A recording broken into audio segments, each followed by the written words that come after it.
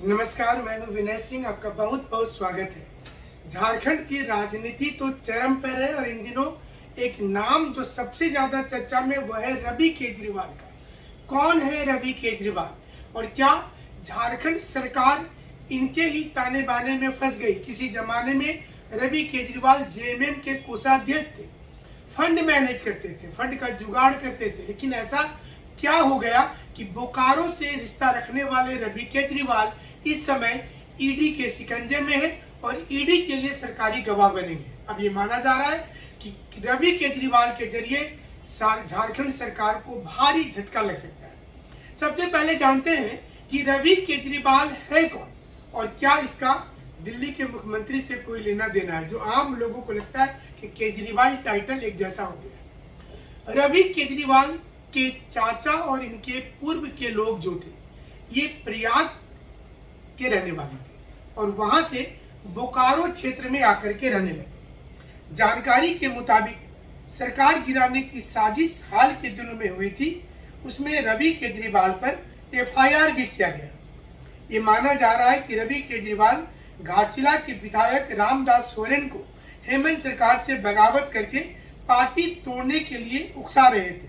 इसी बीच में रवि केजरीवाल हेमंत सोरेन की पहली जो सरकार थी उसमें 14 महीना मुख्यमंत्री के साथ ही रहते थे, लेकिन 2019 में झारखंड ने जब हेमंत सोरेन के नेतृत्व में सरकार बनाई तो केजरीवाल हाशिए पर चले गए और उनको पार्टी से बाहर निकाल दिया गया। अब थोड़ा आपको इतिहास बता देते हैं। 18वीं शताब्दी में ही केजरीवाल परिवार बोकारो जिला के चास प्रखंड के कुर्रा गांव में बस गए। रवि के बड़े चाचा प्रयाग केजरीवाल की वजह से रवि केजरीवाल के संबंध सोरेन परिवार से बन चुका था।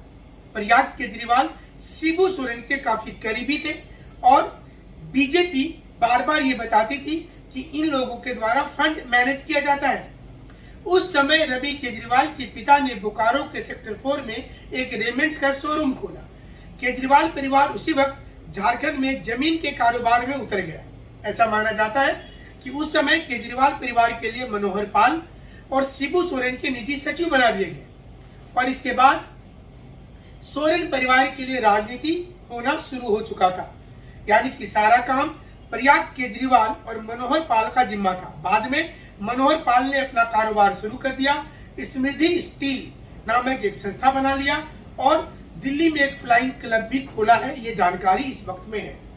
वहीं दूसरी ओर रवि केजरीवाल लगातार हेमंत सोरेन के टच में रहे, फंड जुगाड़ करते रहे और कॉर्पोरेट कल्चर की शुरुआत हो गई।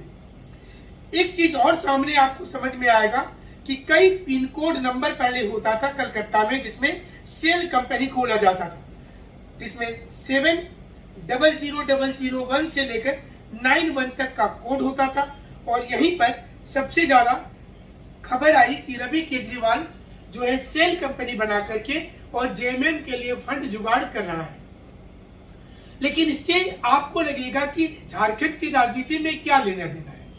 तो किसी जमाने में रवि केजरीवाल हेमंत सोरेन के सबसे करीबी थे। शिबू सोरेन के सबसे ज्यादा करीबी इनके चाचा प्रयाग केजरीवाल थे और ऐसे में इनके पास तमाम वो जानकारी है जो इस समय ईडी और सीबीआई को चाहिए। जेएमएम ने रवि केजरीवाल को बाहर का रास्ता दिखा दिया। इसके बाद रवि केजरीवाल और मोहन अग्रवाल पर पार्टी ने एफआईआर दर्ज करवाया, इनसे पूछताछ भी हुई, लेकिन कोई सबूत नहीं मिल पाया। घाटशिला की विधायक ने आरोप लगा दिया था कि जेएमएम के सभी विधायकों को लालच दिया जा रहा है, मंत्री पद का लालच दिया जा रहा है और सरकार तोड़ने की जुगाड़ में है। जाहिर सी चीज है, इस समय झारखंड के सत्ता में केंद्र बिंदु शुरुआत पूजा सिंघल से होता है। पूजा सिंघल के पति अभिषेक झा सरकारी गवाह बन जाते हैं और उसके बाद बोकारो के रहने वाले रवि केजरीवाल सीधे तौर पर सामने आते हैं, हेमंत सोरेन सरकार का कच्चा चिट्ठा खोलते हैं और ये बताते हैं कि कहां कहां से कितना पैसा लिया गया, कौन कौन सा पैसा सही था, कौन कौन सा पैसा गलत था। ईडी को और क्या चाहिए था, बैठे बैठाए उन्हें सारा क्लू मिल चुका है और ऐसे में माना जा रहा है कि जेएमएम के बड़े बड़े दिग्गज पार्टी का फंसना तय है। वहीं दूसरी ओर पूजा सिंघल के व्हाट्सएप चैट ने खलबली मचा दिया है। पूजा सिंघल के व्हाट्सएप चैट में कई महिला अधिकारियों का नाम आया है। कई बड़े पदाधिकारी के साथ मंत्री का नाम है, जिसमें माइनिंग को लेकर जिक्र किया गया है, माइनिंग को लेकर सवाल खड़े किए गए हैं। ये पूछा गया है कि कितने रुपये में ये डीलिंग होगी। ये सारा कुछ ईडी के पास आ गया है। और जब क्रॉस चेकिंग में अभिषेक झा के साथ पूजा सिंघल को बैठा दिया गया तो कुछ भी बोल नहीं पाई। उसके पास जवाब नहीं था, क्योंकि उसे पता था कि उसने जो गड़बड़ी किया है वो ईडी के हाथ लग चुका है।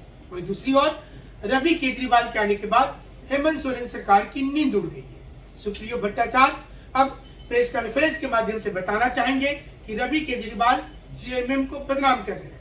लेकिन आप समझ लीजिए कि पहली सरकार में 14 महीने हेमंत सोरेन के साथ और इनके चाचा लगातार शिबू सोरेन के साथ रहे। ऐसे में इनके पास काफी जानकारी होगी, पैसा कहां से आता था, किन किन लोगों ने रांची में निवेश किया, इसके आसपास के क्षेत्र में किया, सेल कंपनी बना करके माइनिंग कहां कहां भेजा गया।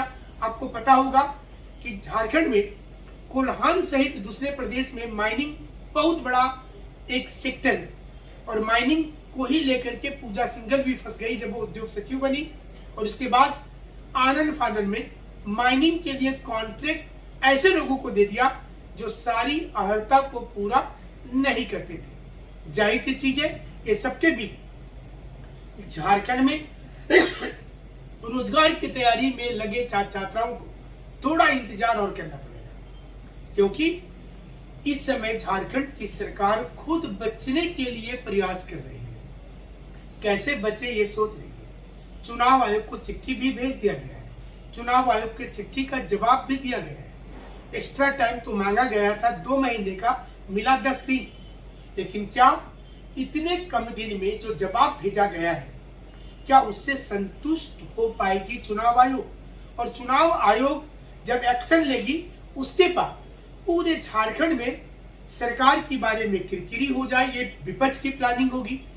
सारे इनके घोटाले खोल दिए जाए। दीपक प्रकाश ने आज फिर से ट्विटर के माध्यम से बता दिया, एक ट्वीट करके, कि उनके पास बड़े बड़े नेता और अधिकारियों के खिलाफ पुख्ता सबूत है। समय आने पर वो इसका जवाब देंगे और ट्वीट करके बताएंगे, मीडिया में भी लाएंगे। ये सब कुछ क्या बताता है कि जेएमएम को लेकर के अब लोगों के दिमाग में ये क्वेश्चन चला जाएगा कि जहां जहां जेएमएम और कांग्रेस खास करके देश में जिन प्रदेश में मिली जुली सरकार में है, वहां वो कुछ भी कर सकती है। और ऐसे में पब्लिक के बीच जेएमएम और कांग्रेस का इमेज खराब हो जाएगा।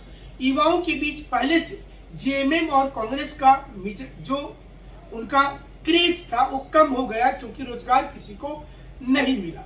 रही सही कसर नियमावली ने निकाल दी, हाईकोर्ट की डांट और फटकार ने निकाल दी। यानी कि स्टूडेंट अलग से नाराज है। झारखंड की जनता को अब लग रहा है कि उन्होंने जिस सरकार को चुना वो पूरा का पूरा फंस गया है एक घोटाला में। ऐसे में एक ऐसा सरकार होना चाहिए था जो घोटाले वाली सरकार नहीं हो, बल्कि वो काम करे। और यही चीज विपक्ष चाहती होगी कि जनता के बीच ये पूरा संदेश चला जाए कि ये जो सरकार है ये चला नहीं पा रही है और विभिन्न प्रकार के आरोप से घिरी हुई है। कई आईएएस ऑफिसर के घर में छापेमारी का सिलसिला जारी है, पूछताछ का सिलसिला जारी है। और रवि केजरीवाल के इस पूरे घटनाक्रम में एंट्री हो जाने के बाद मामला और दिलचस्प हो गया है। अब जेएमएम के पास किस सवाल का क्या उत्तर दे, क्योंकि घर की भेदी जब बाहर आ जाता है तो आप रामायण की आगे की कहानी जरूर देखे होंगे। और वही तर्ज पर झारखंड मुक्ति मोर्चा इस समय में घिर गई है। घर के कोषाध्यक्ष बाहर आ गए, आकर वो सारी जानकारी दे दिए जो जानकारी सीमित रखनी थी। चलिए देखते हैं कि आने वाले समय में क्या होता है। हमारे साथ आप इसी प्रकार से जुड़े रहिएगा और हमारे चैनल को सब्सक्राइब जरूर कर लीजिएगा। जो लोग तैयारी कर रहे हैं उनको बता दें कि जेएसएससी सीजीएल के लिए सरकार एक अमेंडमेंट कर सकती है, मतलब सुधार कर सकती है प्रस्ताव में, और हिंदी को रीजनल लैंग्वेज में शामिल करते हुए सर्टिफिकेट पॉलिसी को हटा सकती है। जेपीएससी में इंटरव्यू समाप्त हो गया है।